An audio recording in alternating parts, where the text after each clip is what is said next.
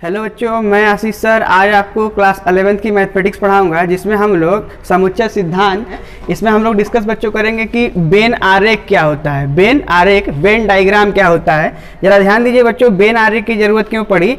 जो समुच्चय होता है, समुच्चय पे अगर संक्रियाओं को अगर अप्लाई कर दिया जाए, अभी आगे हम लोग पढ़ेंगे, तो उनको कैसे हम लोग ज्योमेट्री के रूप में कन्वर्ट कर सकते हैं। समुच्चय पे संक्रिया जो कार्य करती है उसको हम लोग ज्योमेट्री के रूप में कैसे कन्वर्ट करते हैं, उसी को एक्सप्लेन करता है हमारा क्या, वेन डायग्राम। क्लियर है ना। तो इसको सर्वप्रथम जो है कि एक यूलर नामक मैथमेटिशियन थे, उन्होंने बताया था, जिन्होंने पूर्णतः उसको एक्सप्लेन नहीं किया था। तो बाद में एक मैथमेटिशियन आए जॉन वेन, जिनका नाम था जॉन वेन, उन्होंने एक्सप्लेन करा किस सन में, तो 1834 से लेकर के 1835 ईस्वी के बीच में ही इन्होंने बताया था क्या, वेन आरेख के बारे में। क्लियर है ना। अब जरा ध्यान समझते हैं बच्चों, वेन आरेख काम कैसे करता है, इसको कैसे दिखाते हैं। तो ध्यान दीजिए, हमने कल पढ़ा बच्चों समष्टि समुच्चय, या इससे पहले वाले वीडियो में हमने पढ़ा रखा था समष्टि समुच्चय। समष्टि समुच्चय के बच्चों यू से डिनोट करते हैं। ध्यान दीजिए, इन्होंने बताया कि समष्टि समुच्चय जो होता है, यानी समष्टि समुच्चय जो होता है उसको हम लोग एक आयत से दिखाते हैं। किससे दिखाते हैं बच्चों, एक रेक्टेंगल यानी आयत से दिखाएंगे।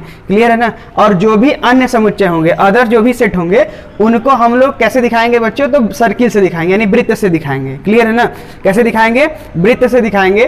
तो इन सारी चीज़ों को देखते हुए आइए कुछ एग्जाम्पल देखते हैं, जिससे कि ज़्यादा अच्छे से समझ में आएगा। क्लियर है। आइए बच्चों, हम लोग वेन आरेख को अब कुछ एग्जाम्पल से समझते हैं, या देखते हैं कि इनको कैसे हम लोग एक्सप्लेन करते हैं, या कैसे डिफाइन करते हैं, या इसको समझते हैं। जरा ध्यान दीजिएगा कि कैसे इसको बनाते हैं। आइए जरा ध्यान दीजिए। सर्वप्रथम बच्चों हमने बताया है कि जब जो कोई समष्टि समुच्चय होता है उसको एक आयत से बनाते हैं। जरा इनके बारे में समझते हैं। तो जरा ध्यान दीजिए, ये हमारा एक आयत हो गया बच्चों। क्लियर है। ये हमारा एक आयत है। क्लियर, ये हमारा एक आयत हो गया।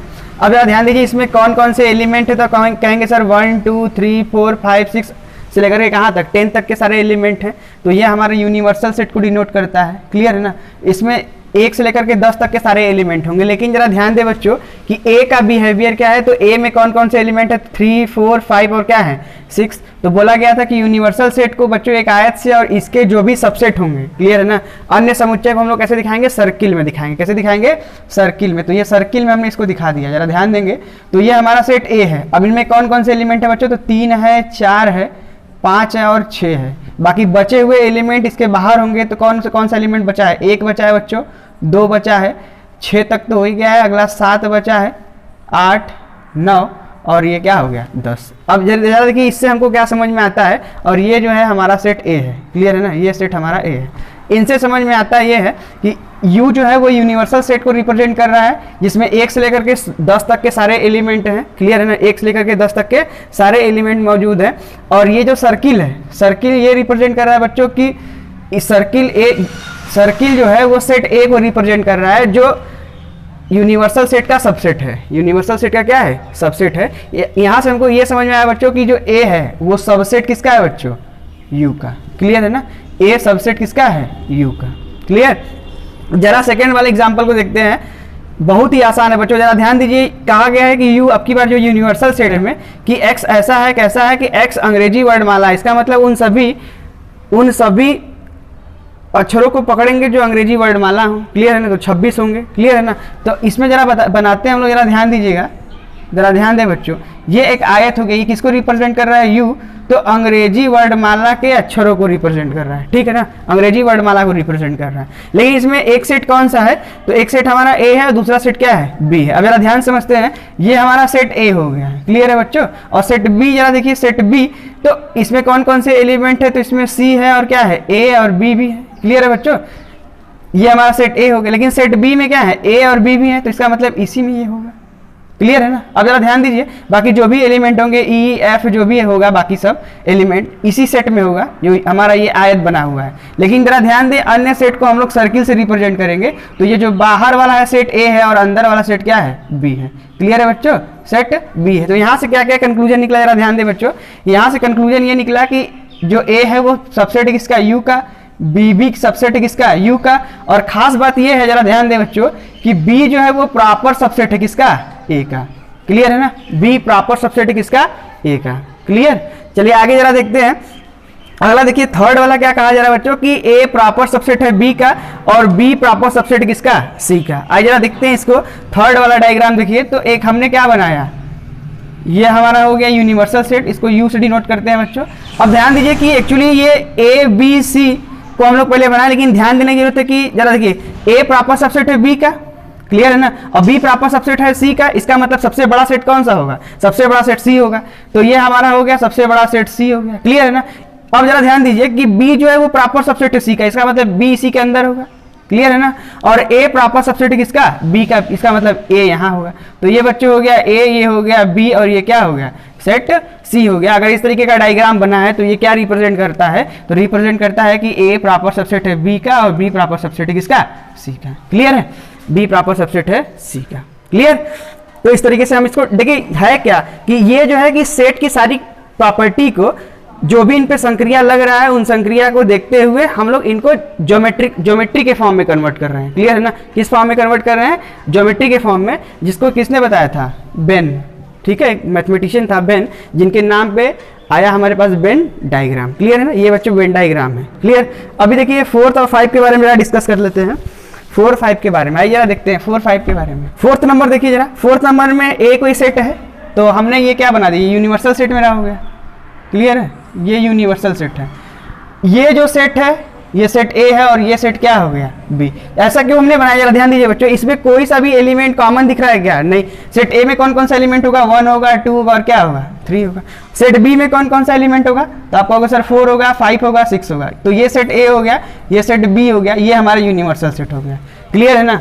ये हमारा क्या हो गया, यूनिवर्सल सेट। बच्चों थोड़ा सा ध्यान होगा, इसको हम लोग एक बार पढ़ चुके हैं, इसको हम लोग बोलते थे विसंगित समुच्चय, क्लियर है ना, जिसको बोलते हैं डिसजॉइंट सेट, क्लियर है ना। तो डिसजॉइंट सेट को इस तरीके से भी रिप्रेजेंट करते हैं। तो ये डायग्राम से हमने बता दिया कि ए और बी क्या है, डिसजॉइंट है, क्लियर है ना। तो यहां से हम कह सकते हैं कि ए एंड बी, क्लियर है ना, आर डिसजॉइंट, क्लियर है बच्चों, disjoint set, clear. A and B are disjoint set, अगर ऐसा सेट दिया है तो इनको हम लोग दोनों ज्योमेट्री के फॉर्म में इस तरीके से कन्वर्ट कर लिया, क्लियर है। आइए आगे देखते हैं 5th नंबर क्या है बच्चों। 5th नंबर में देखिए, इसको अगर हम लोग ज्योमेट्री के फॉर्म में कन्वर्ट करें तो ये हमारा हो गया क्या, एक रेक्टेंगल हो गया, क्लियर। ये इसके सबसेट होंगे, तो ये हमारा यूनिवर्सल सेट हो गया बच्चों। अब जरा ध्यान दीजिए, ए और बी को थोड़ा ध्यान देखें तो इसमें एक एलिमेंट कॉमन है, वो क्या है, 3 है। तो जरा चलिए बनाते हैं, ये हमारा सेट ए हो गया, इसमें एक एलिमेंट कॉमन दिखाना, इसका मतलब ये कॉमन वाला पार्ट हो गया, क्लियर है। इसमें कौन बैठेगा बच्चों, 3 बैठेगा, और इसमें आएगा कितना, 1 2, और इसमें कितना होगा बच्चों, तो आप कहोगे 4 और 5। तो ये किसको रिप्रेजेंट कर रहा है, सेट ए को, और ये किसको रिप्रेजेंट कर रहा है, सेट बी को। तो ये डिसजॉइंट सेट नहीं है बच्चों, नहीं, ये डिसजॉइंट सेट नहीं है। तो इनका ध्यान रखेंगे, अगर इस तरीके का कोई 2 सेट हमको दे रखा है, इनका वेन डायग्राम बनाना है, तो ये एक्चुअली इस तरीके से हम कहेंगे। तो यहां हम लोग लिख सकते हैं क्या, कि A and B are not, clear है ना, डिसजॉइंट,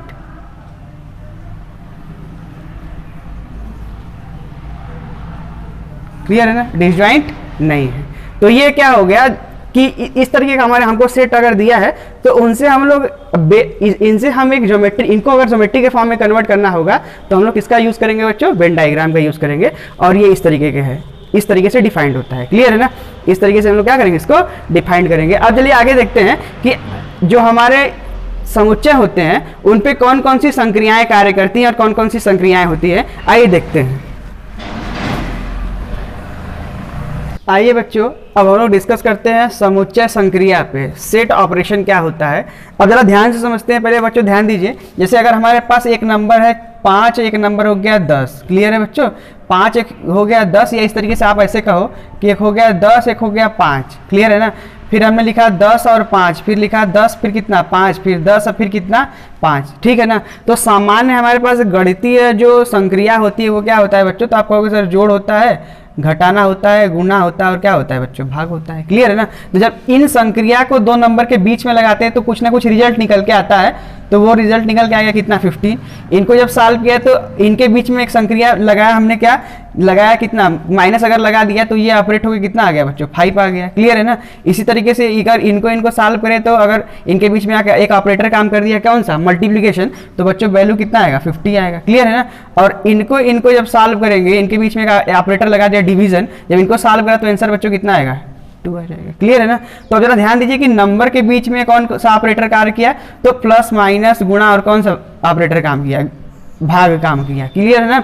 यानी नंबर के केस में इस तरीके का ऑपरेटर हम लोग यूज करते हैं। तो इसी तरीके से क्या हुआ बच्चों कि अगर सेट आ जाता है, सेट के केस में भी हमारे पास अलग तरीके के ऑपरेटर होते हैं, उनको हम लोग क्या बोलेंगे, तो पहला हम लोग का क्या होता है बच्चों, संघ। क्या बोलते हैं, संघ। तो ये एक ऑपरेटर है, किन्हीं दो समुच्चयों के बीच में अप्लाई करते हैं और अप्लाई करने के बाद कुछ ना कुछ रिजल्ट निकलेगा। इसके बारे में हम लोग विस्तार रूप से पढ़ेंगे। क्लियर है ना। आइए जरा देखते हैं दूसरा क्या है। तो दूसरा हम लोग का बच्चों है प्रतिच्छेद।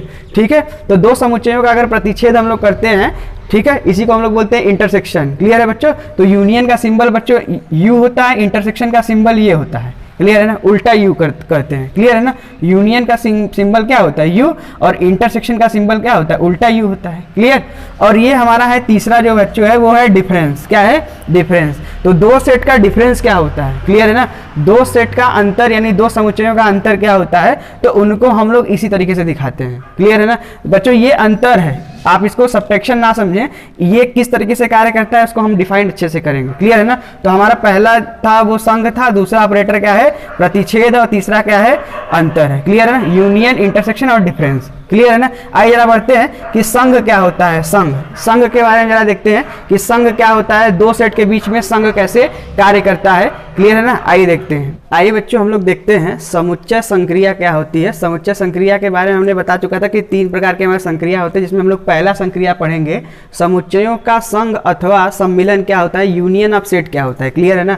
यानी कहने का मतलब यह है कि दो सेट का यूनियन कैसे करते हैं, यानी उन पे संघ कैसे अप्लाई होता है। आइए जरा देखते हैं। लिखा गया है यदि दो समुच्चय ए और बी, क्लियर है ना, दो समुच्चय ए और बी हैं तो ए और बी के सभी अवयवों का समुच्चय, ठीक है बच्चों, सभी अवयवों का समुच्चय ए और बी का संघ कहलाता है। यानी कहने का मतलब यह है बच्चों कि अगर सेट ए में जितने एलिमेंट हैं, सेट बी में जितने एलिमेंट हैं, उन दोनों को अगर कंपाइल कर दिया जाए तो वो क्या बताएगा, वो सेट ए और सेट बी का क्या बताएगा, यूनियन बताएगा। क्लियर है ना।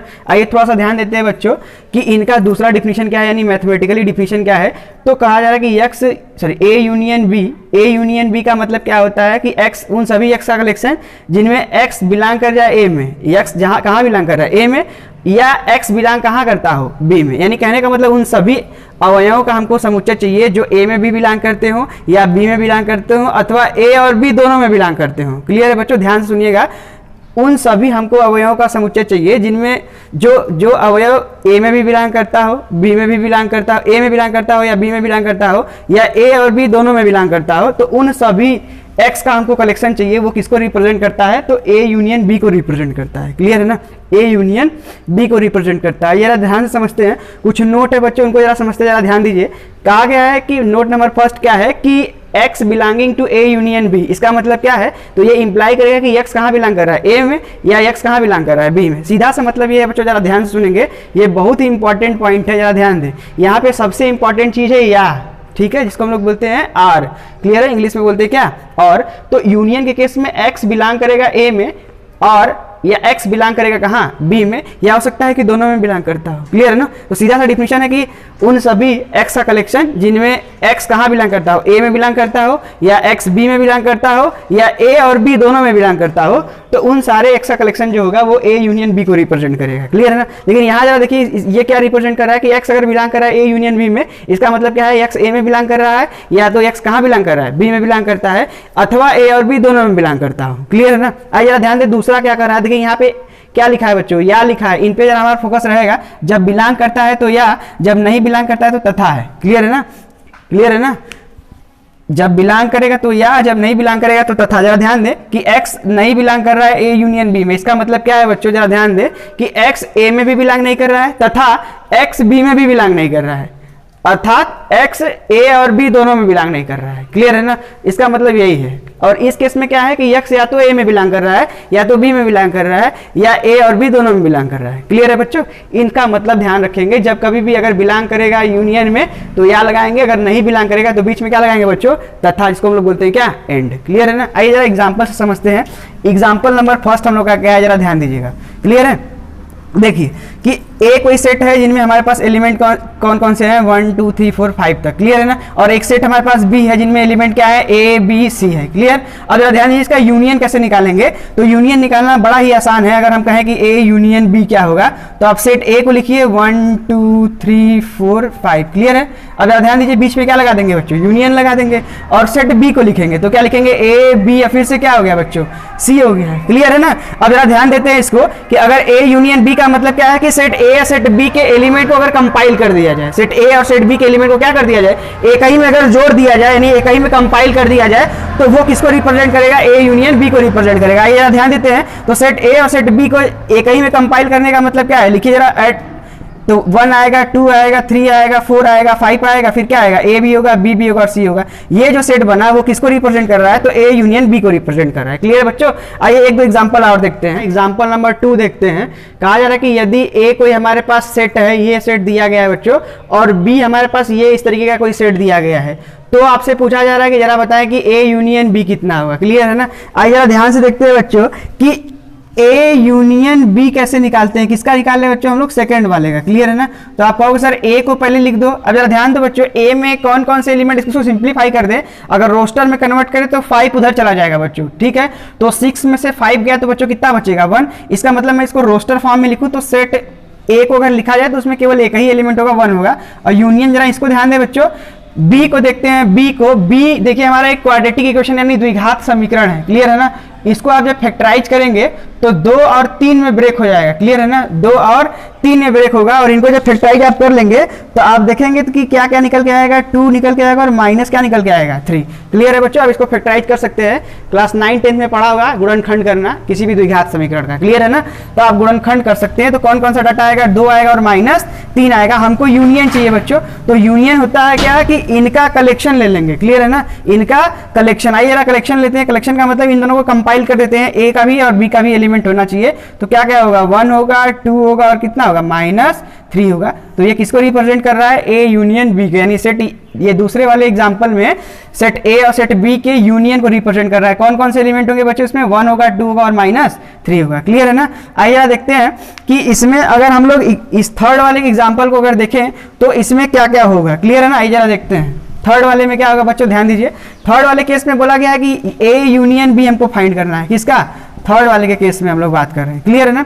अब जरा ध्यान दीजिए, ए को पहले लिख लेते हैं, ए को। अच्छा जरा बच्चों ध्यान दें कि सेट ए में ये जो है वो एक एलिमेंट है। सेट में भले ही लिखा है, हमने समुच्चयों के समुच्चय में आपको पढ़ा रखा है। अगर एलिमेंट है सेट के अंदर, सेट अगर कोई है, इसका मतलब वो उस सेट के लिए एलिमेंट का काम करेगा, क्लियर है ना। समुच्चय के समुच्चय में हम लोग परिभाषित कर चुके हैं। तो इसको क्या लिख सकते हैं बच्चों, ये हो जाएगा x, y। तो एक एलिमेंट है, कामा कितना है बच्चों, z, क्लियर है ना। और यूनियन किसके साथ करना है, तो b के साथ। b में देखिए b क्या है, ये है सेट के अंदर सेट ही है, लेकिन ये एक एलिमेंट का काम करेगा। तो हो गया p, q हो गया, क्लियर है ना। और ये हमारा क्या होगा, स्मॉल r। अब इन दोनों को कंपाइल किया जाए बच्चों तो क्या मिलेगा, एक ही में अगर यूनियन किया जाए तो सारे के सारे एलिमेंट का कलेक्शन ए का भी और बी का कलेक्शन बना लेंगे। तो क्या क्या आएगा बच्चों, जरा ध्यान दें। तो x, y आएगा, क्लियर है ना, कामा z आएगा, क्लियर। फिर क्या आएगा, p, q आएगा, p, q। एक सेट में एलिमेंट का काम कर रहा है और स्मॉल आ रहेगा, क्लियर है ना। तो एक एलिमेंट ये, दूसरा ये, तीसरा ये और चौथा ये, क्लियर है ना। तो ये भले ही सेट हो लेकिन ये एलिमेंट का काम करेगा, ये भले ही सेट हो ये एलिमेंट का काम करेगा, क्लियर है ना। समुच्चयों के समुच्चय में हम लोग इसको डिस्कस कर चुके थे, क्लियर है ना। तो ये हमारा हो गया क्या, जो एग्जाम्पल नंबर 3 है उसका सोल्यूशन हो गया, क्लियर है ना। तो ए यूनियन बी हमको फाइंड करने के लिए बोला गया था, हमने ए यूनियन बी फाइंड कर दिया, क्लियर है ना। आइए देखते हैं कि एग्जाम्पल नंबर 4 का सोल्यूशन क्या होगा बच्चों, ठीक है। अब ध्यान दीजिए क्या बोला गया है, बोला गया है कि ए जो हमारा एक सेट दिया है इस तरीके से, कैसा है कि x² + 4 = 0 और x कहाँ बिलोंग कर रहा है, रियल नंबर में, क्लियर है। और b जो है, b ऐसा है, b क्या है, कह रहा है कि x ऐसा है, कैसा है, ये क्वाड्रेटिक इक्वेशन है, क्लियर है ना। इनको आप सॉल्व करते हैं, जरा ध्यान दीजिएगा बच्चों। इनको आप सिंप्लीफाई करेंगे, अभी इससे पहले हमने बता रखा है कि x² + 4 = 0, क्लियर है बच्चों। तो x² = -4, क्लियर। इनको हमने सॉल्व करा तो x कितना मिलेगा बच्चों, तो आपका सर +-2 आयोटा बढ़ाया है। तो x - 2 आयोटा जो है वो क्या रियल नंबर में बिलोंग करेगा, नहीं बिलोंग करेगा ना, रियल नंबर तो है नहीं। क्या कौन सा नंबर है, कॉम्प्लेक्स नंबर। इसका मतलब क्या है, ये सेट ए का जो बिहेवियर है वो क्या है, खाली सेट है, क्लियर है ना। सेट का बिहेवियर क्या है, खाली सेट, यानी इसमें कोई सा भी अवयव नहीं होगा, इसका मतलब ये एक नल सेट है, क्लियर। और सेट बी का जरा देखते हैं, ये फोर्थ में बात कर रहे हैं बच्चों, सोल्यूशन, फोर्थ की सोल्यूशन के बारे में बात कर रहे हैं। तो ये हमारा हो गया नल सेट बी का, देखिए बिहेवियर क्या होगा। तो ये क्या है, एक क्वाड्रेटिक इक्वेशन है, इसको अगर फैक्टराइज करेंगे तो कौन कौन सा एलिमेंट आए, कौन कौन से नंबर आएंगे इसमें। तो फैक्टराइज करा तो 3 2 में ब्रेक हो जाएगा, तो कौन क्या मिलेगा, तो एक मिलेगा -2, अगला क्या मिलेगा बच्चों -3। अब जरा ध्यान दीजिए, हमको करना है क्या कि ए यूनियन बी करना है, क्लियर है ना। तो ये तो हमारा हो गया खाली सेट, यूनियन किसके साथ, -3 और -2 के साथ, क्लियर। तो अगर यूनियन किया जाए तो ए का भी पकड़ेंगे एलिमेंट, बी का भी पकड़ेंगे, तो लेकिन ए में कोई एलिमेंट है नहीं, तो केवल बी का एलिमेंट आ जाएगा। क्या आएगा बच्चों, तो ये मिलेगा -3 और -2, क्लियर है ना। तो इस तरीके से हम लोग ए यूनियन बी को फाइंड करते हैं। आइए जरा देखते हैं कि ए जो समुच्चयों का जो संघ होता है उसके वेन डायग्राम को हम लोग कैसे बनाएंगे, क्लियर है ना। आइए उसी को देखते हैं कि समुच्चयों के संघ का वेन आरेख कैसे बनाएंगे, क्लियर। आइए बच्चों, अगला हम लोग देखते हैं कि वेन आरेख द्वारा ए यूनियन बी का निरूपण, क्लियर है ना, representation of A union B by Venn diagram, clear है। आइए जरा ध्यान देते हैं बच्चों कि इसमें है क्या कि जो वेन आरेख का निरूपण कर रहे हैं हम लोग, किसका, ए यूनियन बी का, इनको 3 तरीके से हम लोग देख सकते हैं कि A and B are disjoint, A और बी डिसजॉइंट हो तो ए यूनियन बी का बिहेवियर कैसा होगा।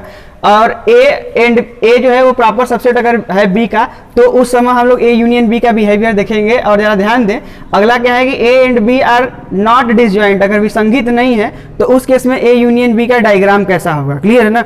आइए जरा ध्यान देते हैं कि इनको हम लोग बारी बारी से एक पढ़ते हैं। तो फर्स्ट बच्चों ध्यान देंगे कि पहला हम लोग देखते हैं कि इसमें पहला कैसे हम लोग डायग्राम बनाएंगे, क्लियर है। और जरा ध्यान दीजिए, वेन डायग्राम बनाने के लिए पहले क्या करते हैं, पहले हम लोग यूनिवर्सल सेट बनाते हैं बच्चों। तो ये हमारा हो गया यूनिवर्सल सेट, क्लियर है ना, ये हमारा यूनिवर्सल सेट हो गया क्या, यू। जाहिर सी बात है ए और बी इसके सबसेट होंगे, तो ए को बनाइए बी को बनाइए, लेकिन ध्यान देने की जरूरत है बच्चों, यहाँ पे ए और बी डिसजॉइंट हो। डिसजॉइंट होने का मतलब क्या है कि ये हमारा सेट ए हो गया और ये हमारा क्या हो गया, सेट बी हो गया। दोनों अलग अलग होने चाहिए, क्लियर है ना।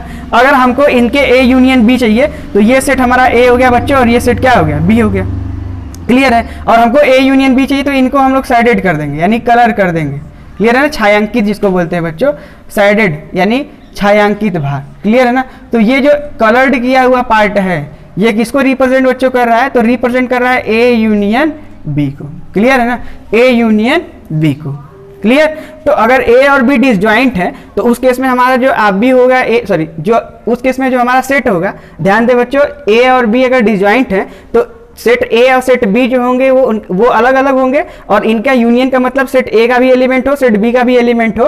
तो ये जो रिप्रेजेंटेशन है वो कब का केस है, जब ए और बी क्या हो, डिसजॉइंट है, क्लियर है ना। तो ध्यान रखेंगे बच्चों, ये जो साइडेड पार्ट है यानी साइडेड एरिया जो है वो किसको रिप्रेजेंट कर रहा है, ए यूनियन बी को रिप्रेजेंट कर रहा है, क्लियर है ना। सेकेंड देखिए बच्चों, सेकेंड वाले केस में क्या बोला गया है कि A is proper subset of B है, क्लियर है ना, A is proper subset of B. तो अब जरा ध्यान दे, फिर उसी तरीके से हम लोग क्या एक यूनिवर्सल सेट बनाएंगे बच्चों, क्लियर है। ये यूनिवर्सल सेट हमारा हो गया, तो ये हमारा यूनिवर्सल सेट हो गया, इसको हम लोग यू से रिप्रेजेंट कर रहे हैं। लेकिन अब की बार क्या है बच्चों, ए जो है वो प्रॉपर सबसेट है किसका, बी का, इसका मतलब बी जो है वो क्या है, सुपर सेट होगा, क्लियर है ना, बी क्या होगा, सुपर सेट होगा। तो अब जरा ध्यान दे कि बी बड़ा होगा और ये क्या होगा, छोटा होगा। तो ये हमारा सेट ए हो गया, ये हमारा सेट क्या हो गया, बी। लेकिन हमको क्या करना है, ए यूनियन बी चाहिए, क्या चाहिए, ए यूनियन बी। तो इन दोनों पार्ट को हम लोग क्या कर देंगे, कलर कर देंगे, यानी ये जो पूरा टोटल पार्ट है वो किसको रिप्रेजेंट करेगा बच्चों, ए यूनियन बी को रिप्रेजेंट करेगा, क्लियर है ना। तो अगर ए और बी डिसजॉइंट है तो इस तरीके से वेन डायग्राम होगा किसका, ए यूनियन बी का। ए अगर प्रॉपर सबसेट है बी का, यानी बी अगर सुपर सेट है ए का, तो उस केस में ए यूनियन बी का ये डायग्राम होगा, यानी वेन डायग्राम। और थर्ड देख लेते हैं बच्चों, थर्ड वाले केस में क्या बोला गया है कि A and B are not disjoint, यानी दोनों क्या है, डिसजॉइंट नहीं है, क्लियर है ना, जुड़े हुए हैं एक दूसरे से। तो ये हमारा हो गया क्या, यूनिवर्सल सेट, क्लियर है ना, जिसको हम लोग यू से रिप्रेजेंट कर रहे हैं। एक हमारा रेक्टेंगल हो गया, तो ये हमारा हो गया सेट ए, और ये दूसरा वाला हो गया क्या,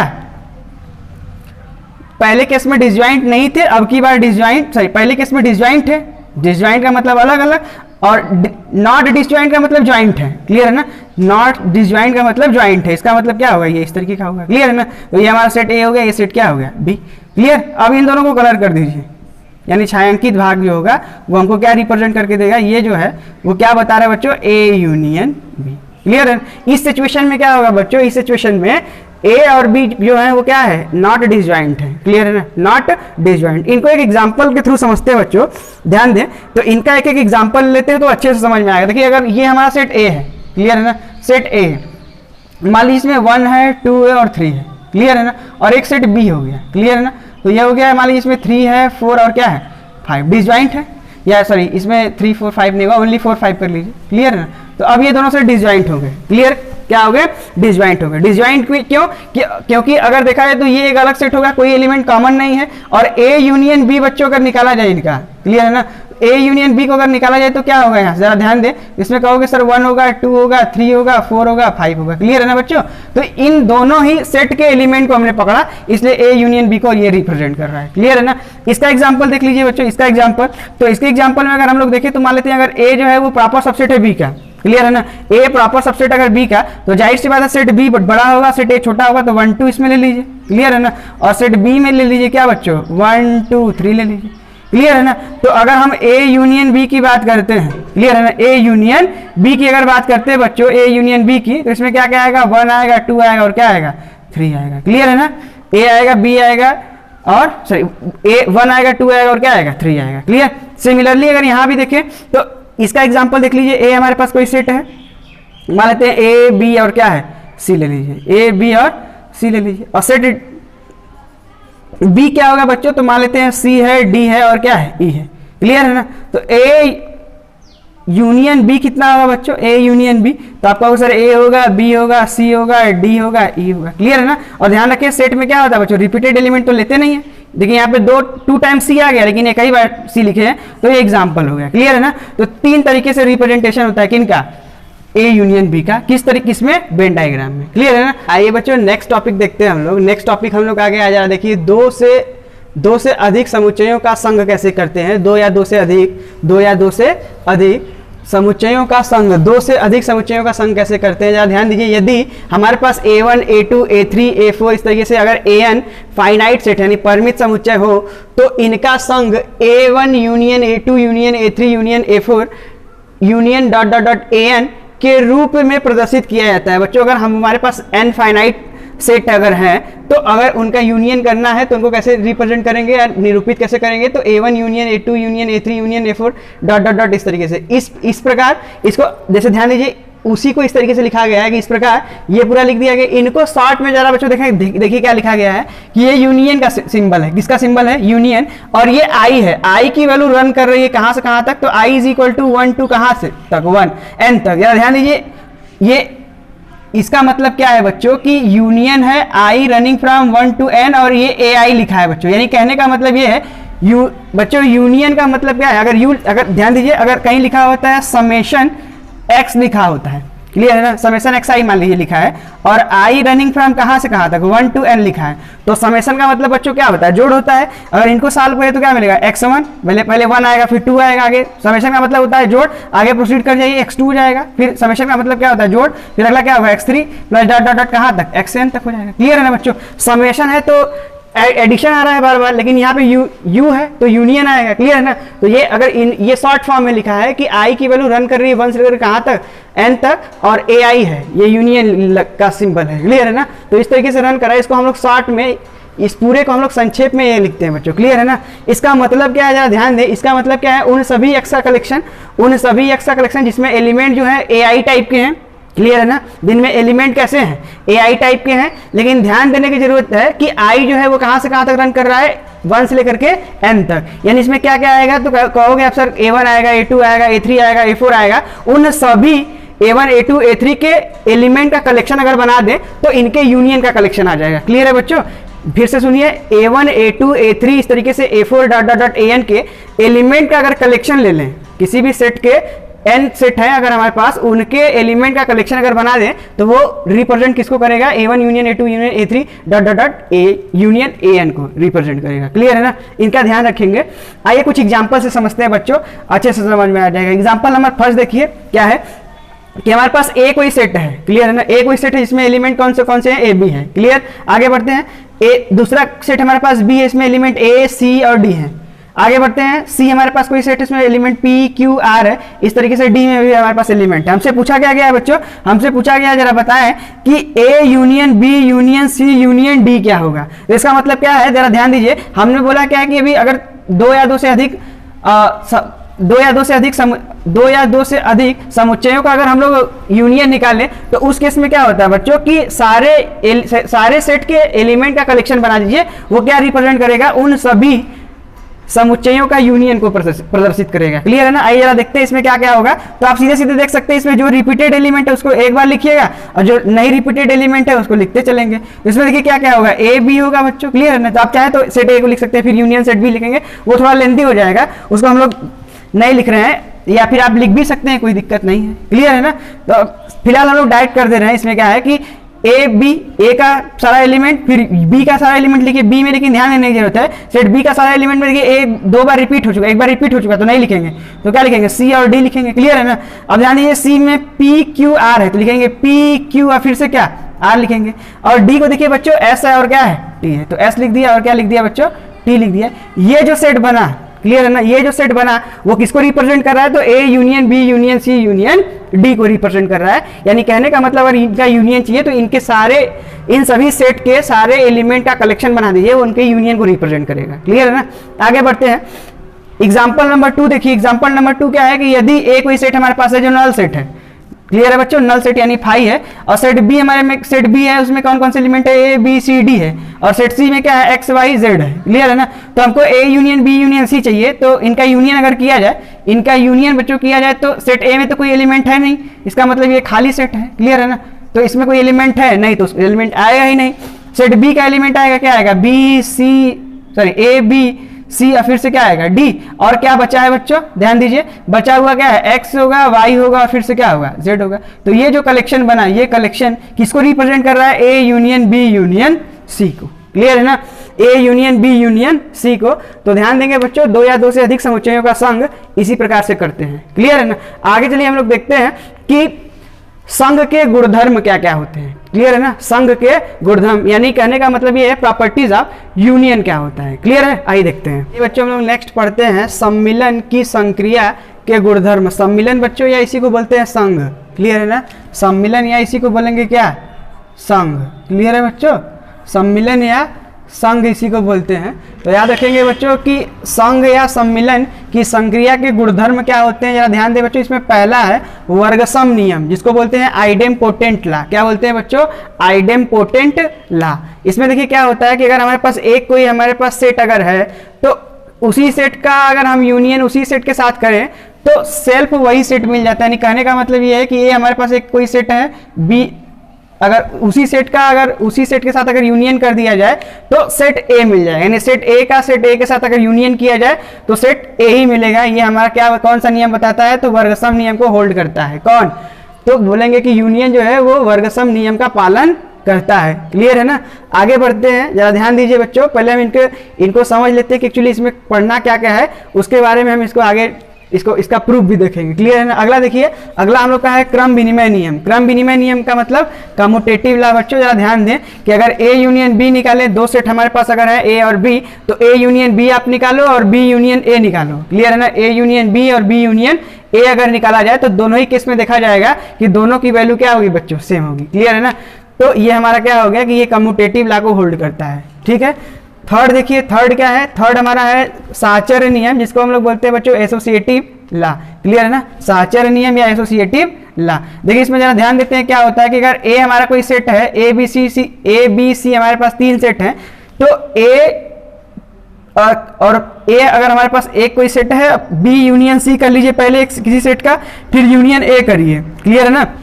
या ऐसे कर लीजिए कि ए यूनियन बी कर लीजिए, फिर यूनियन किसके साथ करिए, सी के साथ करिए। तो दोनों ही केस में अगर देखा जाए तो दोनों का डाटा क्या होगा बच्चों, दोनों का डाटा सेम होगा। क्लियर है ना। दोनों का डाटा क्या होगा, सेम होगा। अब जरा ध्यान दीजिए, चौथा हम लोग का नियम कौन सा है, तो चौथा नियम है तत्समक नियम। कौन सा नियम, तत्समक नियम।